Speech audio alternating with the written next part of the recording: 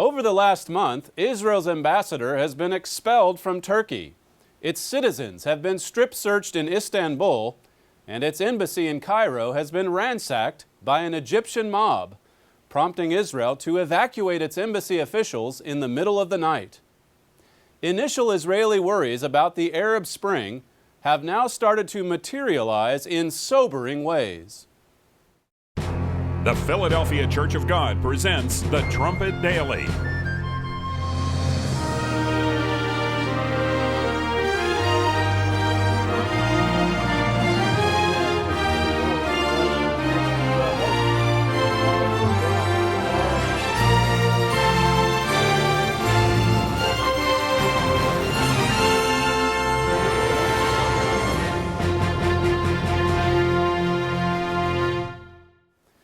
Hello everyone, and welcome back to the Trumpet Daily. The sharp deterioration of Israel's relations between Turkey and Egypt in recent weeks has left Israel in a very precarious position strategically. Add to that the Palestinian effort to join the United Nations as a full member state, and you have the makings of a powder keg that's about to explode. For those who believe in the importance of the balance of power for regional stability, these are troubling times, writes analyst Joe DeCourcy. Troubling times, indeed. It certainly didn't take long for the harsh and sobering reality of the so-called Arab Spring to set in for an increasingly isolated Israel. With that, we'll move into today's message, a forum recently recorded inside Armstrong Auditorium. Earlier this year, when the Arab Spring was coming into full bloom, I guess you could say, there wasn't very much in the news about Israel, what was happening inside of Israel, and the grave danger that these revolutions posed to the little Jewish state. Not much in the news on that, unless you were watching or viewing the Trumpet Daily or the Trumpet.com with what we were posting on what was happening. But if you've been watching or following the news at all in the last few weeks, you've seen Israel now beginning to take center stage in so many of the events that are transpiring in the Middle East. And it's not good for Israel, as many mainstream reports are now bringing out. Israel is becoming increasingly isolated in the Middle East, and it's not like before these Arab revolutions that they had tons and tons of friends. They had a handful, and now they're losing even the few that they had on their side. Look at Turkey, for example. Just a few weeks ago, Turkey suspended all of its military ties with Israel and then booted the Israeli ambassador out of Turkey. This was a huge development, and something that, if we're not careful, we can just read one day in the news and then carry on with whatever it is that we're going to read or watch the next day. But think about that. Here we are in 2011, and a Jewish ambassador can't reside in Turkey because Turkey's upset over the flotilla incident from last year. They want Israel to apologize. Israel regrets that there was a loss of life, but here were these individuals leaving from a port in Turkey, trying to bust through a naval blockade, entering into Israel's territory, basically. And Israel was left with little choice but to defend itself. And so now Turkey is upset and angry, even though there's a UN report of all things. There's not too many reports in the UN that come out favorable toward Israel, but there was a report that exonerated Israel from any wrong acts at that incident with the flotilla. But even still, Turkey's upset, so they kicked the ambassador out, and then the few days after they suspended all ties, Turkey detained 40 Israelis from a flight that had gone from Tel Aviv to Istanbul. They confiscated all of their passports and then interrogated all of these Jews for about an hour and a half, demanding that they all pretty much strip down to their underwear while they asked them questions. Ladies, men, children alike, I suppose. 2011, and Jews can't travel from Tel Aviv to Istanbul without getting harassed. Just common citizens, not not government officials, common citizens stripped down to their underwear. To quote what Carolyn Glick wrote about these events, she says, Israel wasn't the target audience the Turks were playing to on Monday. That's when they detained the Israeli travelers a couple of weeks ago. She says their target audience was the Islamic world generally, and the Arab world specifically. See, they're doing these things to really target the Arab world, in a good way that is, trying to draw closer to their allies in the Islamic world. She says, given how well scapegoating Israel has served him, Prime Minister Erdogan clearly believes it is a no-risk strategy for raising his star from Cairo to Algiers. See, nothing reaps a reward in the 21st century quite like bashing Israel, quite like persecuting Israel. If you do that today, you will be rewarded, even in the Western media, even in the major media, in Britain, in the United States, in Europe. If you persecute Israel, you will be rewarded because they are alone. They are on their own. And so many people today are deluded by the so-called conventional wisdom that it's all Israel's fault. And there's a spirit behind this, and we know where it's coming from, and we know what it's leading to, as we'll see here at the end of the forum today. She says we need to recognize that what we're experiencing now is the beginning, not the end, the beginning of Turkey's slide into the enemy camp. Erdogan is openly taking steps to transform Turkey into an Islamic state along the lines of Iran. And the further he goes down this chosen path, the more harshly and aggressively he will lash out at Israel. So we know where it's going. Now, add to that what's happened more recently in Egypt, and really not but 7 or 8 days after those events in Turkey. Just recently in Egypt, protesters gathered around the Israeli embassy in Cairo and started with their chanting, started with their protesting, started ripping down or demolishing the wall, the protective wall surrounding the embassy. Then they stormed the embassy, they ransacked the place. They had the few Jews that were remaining there cornered in the safe room, and it nearly came to a point of explosion, murder, were it not for a last-minute interference by Egyptian commandos. Notice what the Associated Press had to say. The Israeli guards drew their handguns, convinced it was their final moments as they hid in the barricaded safe room from Egyptian rioters just outside the door, ransacking rooms of the embassy. Prime Minister Netanyahu and other Israeli officials depicted a tense stretch of hours as they watched on security cameras and listened in on conference calls with 6 Israeli embassy guards caught in the facility as protesters rioted on the streets outside and broke in. I mean, they set fire to cars outside, they desecrated the Israeli flag, ripped down the wall, as I said, and were prepared to, mob this place and kill who was ever inside. It says, in the end, Egyptian commandos made their way in and rescued the 6 after flurried phone calls between Israeli, American, Egyptian officials to try to resolve the unrest. So here we are in 2011, and over the course of 1 week, the Israeli ambassador to Turkey is expelled. Israeli travelers are humiliated at the airport in Istanbul. And now the Israeli embassy in Cairo ransacked. And they had to cart off the people that were remaining in there, the Egyptian commandos, to the airport in Cairo, where Israeli planes came in early on a Saturday morning to rescue their citizens, their representatives, their government officials. And of course, Egypt could have prevented the riot from happening in the first place, but they just let the protesters do their thing, and they waited and they waited and they waited until the very last minute, sending a message in just waiting that long, that the line between the Egyptian military holding to that 1979 peace pact and that state being overrun by the Islamists is razor thin right now. And it's not going to hold for very much longer. Here's what the New York Times had to say regarding the incident in Cairo. The diplomatic crisis in which winds unleashed by the Arab Spring are now casting a chill over the region. This is the New York Times, keep in mind. Remember the cheerleaders who couldn't get enough of the protests back in January and February? Remember how much they said we just need the spread of democracy and it'll solve so many problems?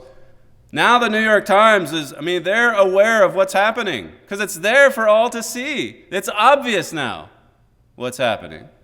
Casting a chill over the region was crystallized by the scene of Israeli military jets sweeping into Cairo at dawn on Saturday to evacuate diplomats after the Israeli embassy had been besieged by thousands of protesters. These are images not unlike what happened in 1979 with the Islamic Revolution in Tehran or Iran. You know what happened to the U.S. embassy there. And Israel had to evacuate theirs as well. This is what we're living through. If we were to go ahead 30 years and then look back at this chilling video of embassies being besieged and Jews having to rush off to the airport to be rescued by Israeli jets, we'd be looking back on that footage and saying, wow, what a tumultuous time this was for the world. What turmoil this world was in. And this is what's happening. It can get lost, of course, in the information age. The significance of it, But it shouldn't, not if we're clued in to Bible prophecy, not if we know where this is headed. Just a few months ago, Egypt was Israel's closest ally in the Middle East. Turkey not far behind. The New York Times continued, the growing hostility from Egypt could require a radical rethinking of Israel's defense doctrine, which for the past 3 decades counted on peace on its southern border. As chaos in the Sinai has increased and anti-Israel sentiment in Egypt has grown, military strategists here are examining how to beef up protection of the south, including by the building of an anti-infiltration wall in the Sinai.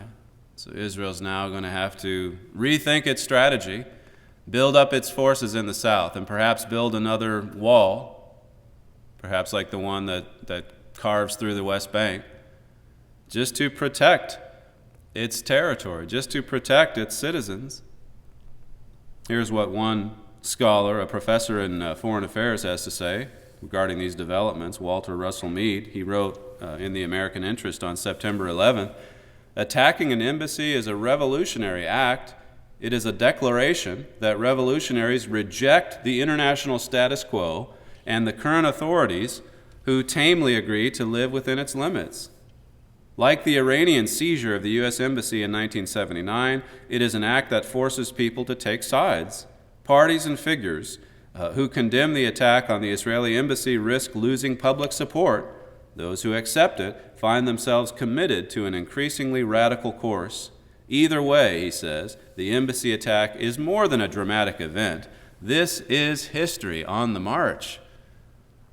This is history on the march. These are momentous events, earth-shaking events that we're witnessing. Israel's ties to its key allies, these ties are disintegrating right before our eyes. All those fears and worries that Israel had back in January and February, they've come true. It is turning into the nightmare that they feared early on with these Arab revolutions. Now you add these events together with what the Palestinians are aiming to do later in the month of September, to go to the United Nations and to try to get a vote on declaring statehood. Their peace talks with Israel have completely disintegrated, so now they're going to go it alone, and with the support of a lot of people in this world, a lot of nations. There's not a lot of love for Israel in the United Nations, so that's why the Palestinians are going there, bypassing peace talks altogether and looking to get some kind of a declaration of statehood, which not all the world is going to be in agreement upon. The Obama administration, to its credit, has repeatedly said that statehood can only be achieved, in discussing it with the Israelis, and that the U.S. official position is that they're going to veto any vote that comes before the Security Council. but there may be some loopholes that allow the Palestinians to bypass the Security Council to go direct to the General Assembly, which is where the Palestinians and their causes are loved and where Israel is hated. There's a lot of hatred and animosity toward Israel coming from the UN, and this could mark a symbolic win of sorts for the Palestinians. It's probably not going to result in a state, but it's going to just ramp up the tension as those who believe they have a state and those who don't are just going to come to a point of butting heads all the more. This can pose all kinds of problems for Israel, for the United States. Just one recent report here from a former Saudi ambassador. He wrote a column in the New York Times, in fact, saying that his country, this is Saudi Arabia now, would no longer be able to cooperate with America in the same way it historically has if the U.S. opposes this vote. He's threatening, and who knows how much authority he really has, but still, he's threatening that if the U.S. doesn't support this vote, then it's just going to lose more support from nations like Saudi Arabia. Carolyn GLICK, once again, says this: the Saudis effectively ended their strategic alliance with the U.S. in the aftermath of the U.S.-supported overthrow of Hosni Mubarak. I mean, they were shocked by this, and this is true. Initially, Saudi Arabia just stood back with their mouths gaping open at how the U.S. could just leave Mubarak high and dry and pretty much offer the nation of Egypt over to the radical Islamists. And so they started to rethink their strategy, and who can blame them? She says, as my readers are well aware, I think the U.S. abandonment of Mubarak was one of the greatest strategic errors the U.S. has ever committed. Ever, she says.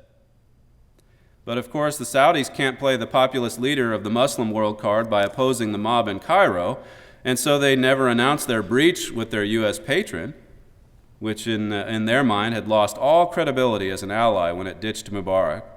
She says finally, but the Palestinians and the war against the Jews is the great populist issue in the Muslim world. And so, aside from everything else, the PLO's UN initiative gives the authoritarian likes of the Saudis a perfect excuse for publicly acknowledging their previous abandonment of the United States. She says at the end, oh dear, things are getting uglier and uglier. They're getting uglier and uglier for Israel, and that certainly is true. Let's look at Zechariah 11. Just hit a few scriptures here before we conclude. This is not good for the little Jewish state, which is just being pushed more and more into a corner, left alone. Zechariah 11 and verse 14, it says, then I cut asunder mine other staff, even bands, that I might break the brotherhood between Judah and Israel. We've referred to this prophecy a number of times at thetrumpet.com, talking about how this divide between Israel and her traditional allies in the United States and Britain, that it's prophesied. And with the new administration that the United States voted in back in 2008, I mean, we've seen this relationship dissolve, really. And it's more than just, driven by politics. Now you add to that just how powerless the United States is in the region, in that even if we did offer the Jewish state our full support, it doesn't count for as much as it used to. Notice this column. This is written by an Egyptian politician. This appeared in, I think, a newspaper in Iran. It says a high-up official, this is from the American Thinker, a high-up official of Egypt's political party, their Al-Wafd party, is taunting the United States over Iran's nuclear ambitions, saying, in effect, that Washington is a paper tiger.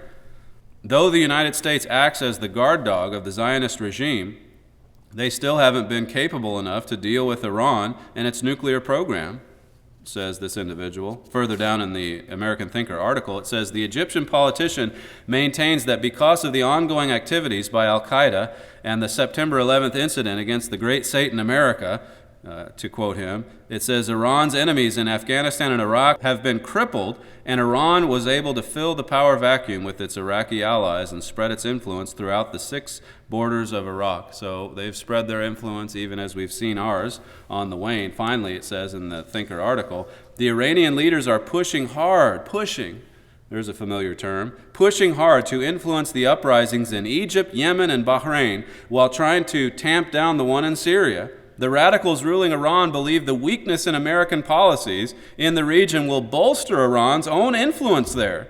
Toppling the U.S.-friendly regimes in the region is all part of their goal to destroy Israel and America. So even as we see this relationship severing between Israel and the United States, you add to that the effect of the U.S. influence and how it's on the decline. And where are the Jews going to turn to for help?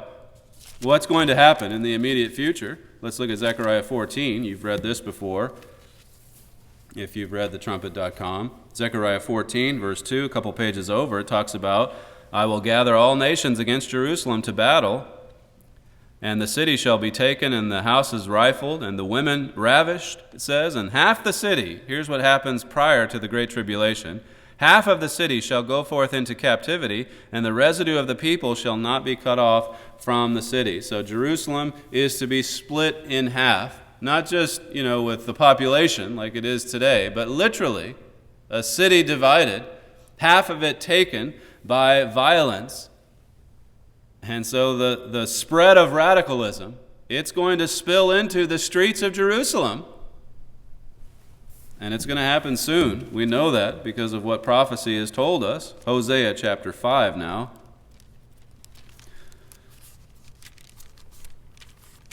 Hosea 5, Hosea, Joel, Amos, one of the former prophets.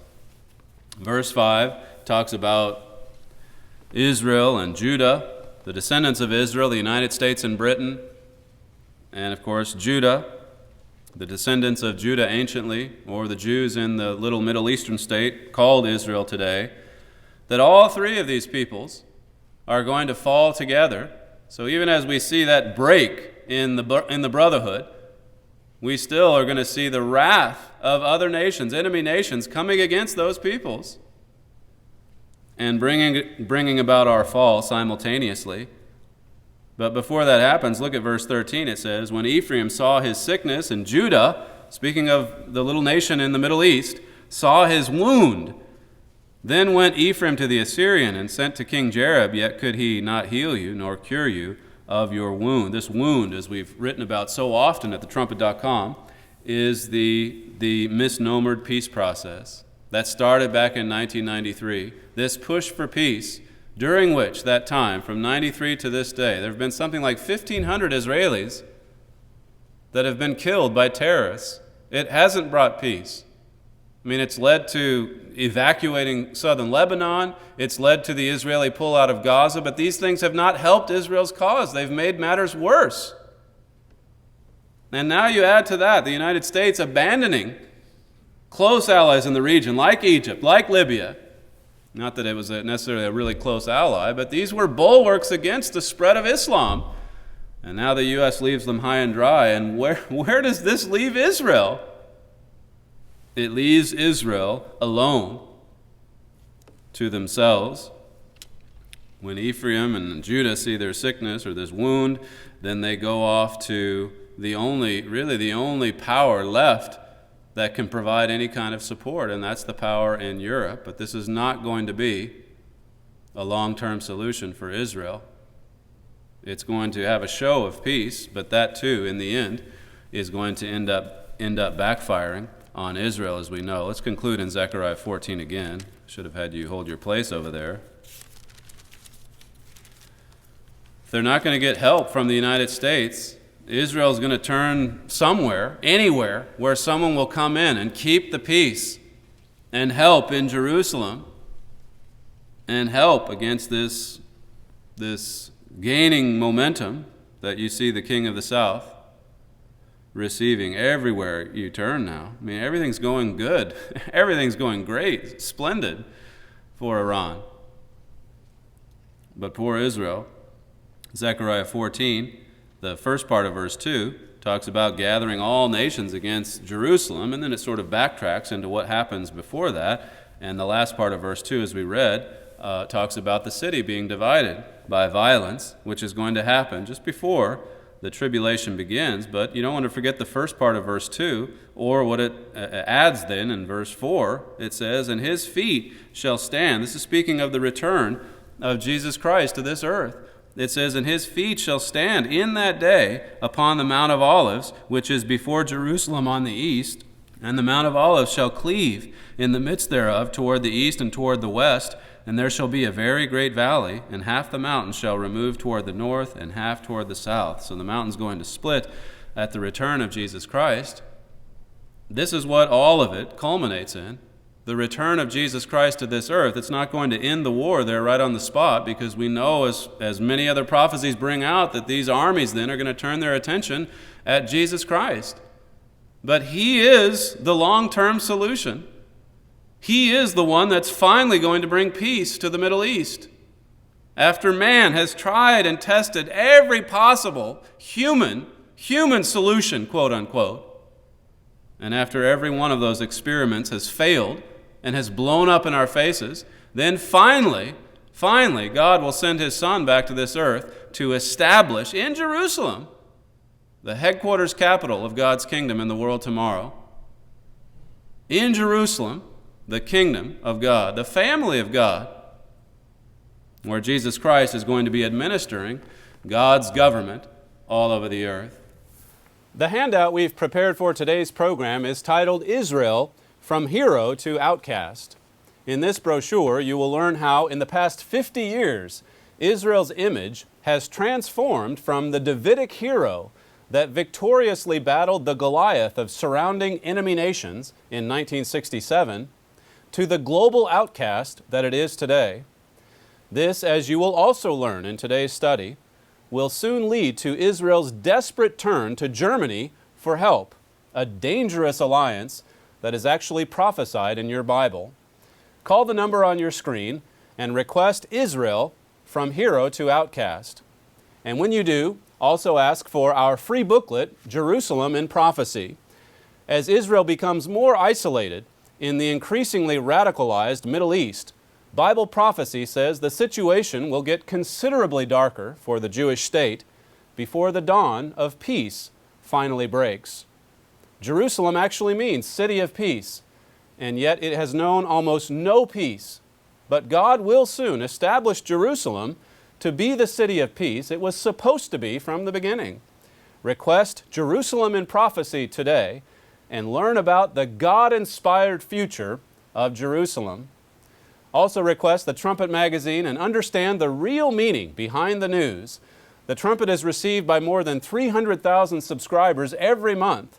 There's no cost or obligation. Just call the operator and ask to become one of our many subscribers. You can also visit the online version of this magazine at thetrumpet.com. If you missed any part of today's program, you can watch it again right now at thetrumpetdaily.com or our YouTube channel at The Trumpet Daily. Thanks for joining us today, and we'll look forward to seeing you again tomorrow morning.